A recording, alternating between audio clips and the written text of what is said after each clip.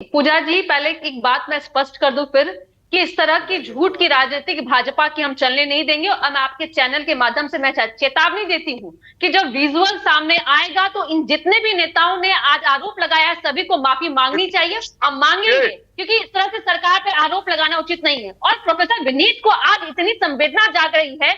28 मई 2023 को जंतर मंतर पर बैठी बेटियों के साथ में लाठीचार्ज हुआ था, आपकी संवेदना कहाँ थी? वो भाजपा नेता के खिलाफ में लड़ रही थी। आपने कभी नहीं कहा कि उन बेटियों के लिए हमें लड़ाई लड़नी चाहिए। आपने कभी नहीं सड़क पर आंदोलन निकाला। लेकिन पूजा जी, जो महत्वपूर्ण बातें हैं और राजनीति क्यों हो रही है, ये मैं समझाना चाहूंगी। बिल्कुल धनंजय जी, राजनीति क्यों हो रही है ये बातें, ये सिर्फ बिहार तक ही सीमित नहीं है।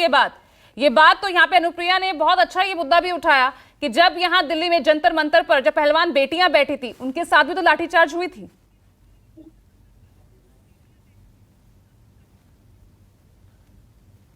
पूजा जी, बिहार में लाठी तंत्र है, लोकतंत्र नहीं है, लूट तंत्र है। लोकतंत्र की हत्या हो रही है। हमारे घर में नीतीश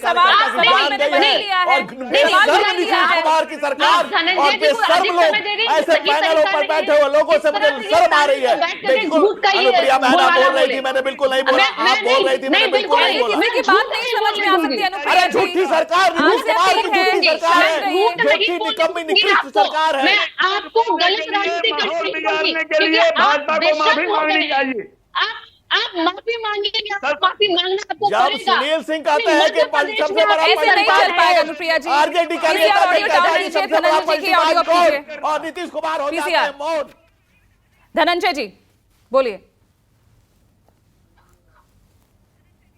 देखिए, जनता की जबान पे ताला लगाने के लिए ये सरकार बेताब है कि जो लोगों की जबान पे ताला लगा दो, लोगों की जबान पे मुंह बंद करो, सच बोलने मत दो। लेकिन सच बोलने की सजा हमारे कार्यकर्ता ने पाई है, हमारे नेता ने जो कहा है सच बोलने की सजा पाएंगे। सवाल तो यही है ना धनंजय जी, जब दिल्ली में पहलवान बेटियों पर भी जब लाठीचार्ज किया गया, उन पर भी तो ये कार्रवाई हुई। हरियाणा में जब किसान एमएसपी की मांग को लेकर आते हैं तो उन पर भी तो लाठीचार्ज होता है, उन पर भी तो आंसू गैस के गोले छोड़े जाते हैं।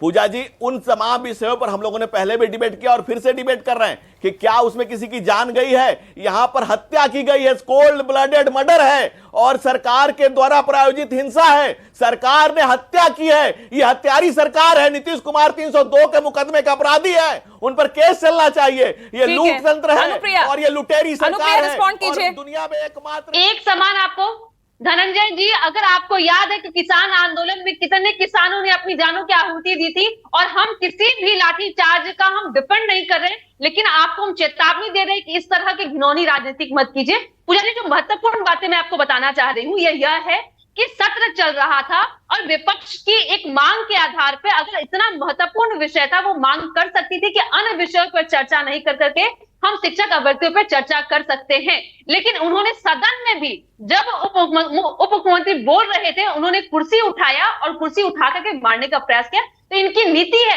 कि बिहार में सड़क से सदन तक भी किसी तरह कार्रवाई नहीं हो। एक महत्वपूर्ण शिक्षक अभ्यर्थी की बात वो कर रहे हैं। मैं आपको बता दूं, समग्र शिक्षा अंतर्गत शिक्षक वेतन में केंद्र सरकार के द्वारा बिहार को 3,600 करोड़ रुपए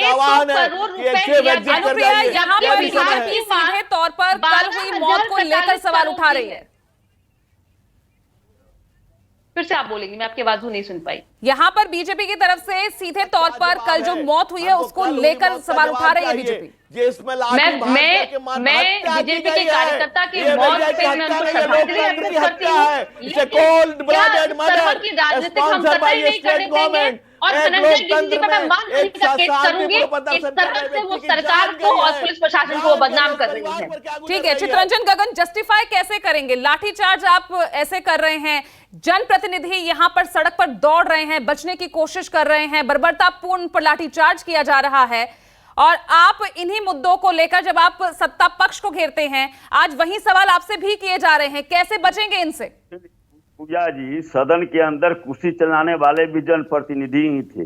अब जनप्रतिनिधि अगर गुंडाई करेंगे तो क्या करेगा पुलिस? कल पुलिस के ऊपर जिस ढंग से मिर्चा का पाउडर फेंका गया, जिस ढंग से उन पर रोड़ा चलाया गया, पुलिस को बाध्य कर दिया गया लाठी चलाने के लिए, तो आप तो जो है सो गुंडाई करते हैं। हाउस में भी अगर कल इन लोगों को छोड़ दिया जाता तो जब वह स्थिति थी तो सदन के अंदर आपने कुर्सी चलाया। अगर ये सारे लोग चल जाते, बताइए क्या स्थिति होती विधानमंडल का, क्या स्थिति होती।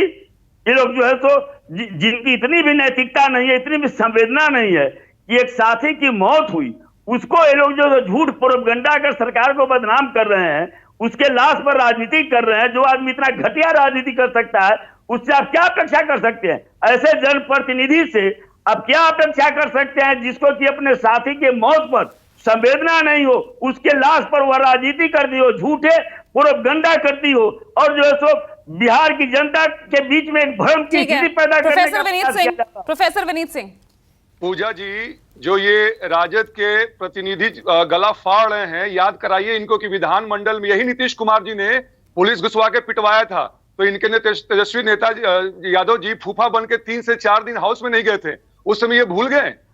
पुलिस कंट्रोल करती है, कमर के नीचे लाठी मारती है, पर ऐसा नहीं मारता है। और पूजा जी एक बात बताइए, बात बिहार की हो रही है तो अब आप दिल्ली की क्यों कर रही हैं? आप अब बात कीजिएगा ईर घाट का, तो बात करेंगे पीर घाट का। कल बिहार में जो घटना बात यहाँ लाठी चार्ज की है प्रोफेसर विनीत सिंह, लाठी चार्ज क्या लोकतंत्र में क्या हर मुद्दों को सिर्फ लाठी चार्ज से ही सुलझाया जाएगा? ये सवाल है। तो हमने वही तो कहा कि नीतीश कुमार जी के को पास देने के लिए कुछ भी नहीं है बिहारियों का। हम अपना अधिकार मांगते हैं तो ये लाठी बरसाते हैं। ये किसान हो, अभ्यर्थी हो, राजनीतिक कार्यकर्ता हो, सब जगह लाठी चलवाते हैं ये। तो लाठियां, वही तो हम बात कह रहे हैं ना कि लाठियां हम सिर्फ एक राज्य में चलती नहीं देख रहे हैं विनीत सिंह। महाराष्ट्र की बात करें, दिल्ली की बात करें, हरियाणा की बात करें, हर जगह, पश्चिम बंगाल की आप बात करें, हर जगह से इसी तरह की तस्वीरें आती है। किस तरह से अगर आम जन अपनी बात, अपने मुद्दों को रखने के लिए सड़क पर उतरता है तो किस तरह से लाठीचार्ज फिर किया जाता है। अगर आप किसी पुलिस वाले से बात कीजिएगा तो लाठी चार्ज का होता है कि कमर के नीचे पैर पे मारिए और वो गिर जाने के बाद उनको छोड़ दीजिए। यहाँ तो गिरने के बाद ही पीटा जा रहा है और सिर पे मारा जा रहा है। अनुप्रिया, देखिए पूजा जी, प्रशासन किसी सरकार का नहीं होती है। प्रशासन चाहे आज हमारी सरकार या किसी की सरकार, प्रशासन की अपनी नैतिक जिम्मेदारी होती है कि वो न्यायिक प्रक्रिया के तहत उसमें जो प्रशासनिक जो व्यवस्था है उसको बनाए आपके राज्य में तो पुलिस आपके अंडर है ना, स्टेट गवर्नमेंट के अंडर ही है ना पुलिस। देखिए, प्रशासन की अपनी कार्य व्यवस्था होती है। उसको अगर लगता है कि विधि व्यवस्था ठीक नहीं, देखिए जो महत्वपूर्ण बातें यह थी कि कल इनका जो रूट तय था, क्योंकि आपने सुना होगा सम्राट चौधरी जी को, उन्होंने कहा कि हमने पहले ही कहा था कि हम आंदोलन करेंगे। उन्होंने अपना एक रूट तय किया था, उस रूट को भी उन्होंने बदला और पुलिस पे मिर्ची और रोरा भी बरसाया गया, बैरिकेडिंग को तोड़ने का प्रयास किया गया। पुलिस ने सर्वप्रथम वहां आंसू गैस के गोले छोड़े हैं, पानी छोड़ा है। ठीक है, बहुत बहुत शुक्रिया आप सभी का जुड़ने के लिए। चर्चा, आरोप प्रत्यारोप, सवाल जवाब, ये तमाम चीजें जारी रहेंगी, लेकिन अंतहीन ये मुद्दा हो गया है। लेकिन जिस तरह से ये मुद्दा उठा है, क्योंकि बात लोकतंत्र की है, हमारा देश एक लोकतांत्रिक देश है और यहां पर शासन तंत्र चलना चाहिए, लोक इच्छा पर काम होना चाहिए। लेकिन देखिए किस तरह से मुद्दों की राजनीति लाठीचार्ज तक पहुंच गई है। आप सभी का बहुत बहुत शुक्रिया हमारे साथ जुड़ने के लिए। आज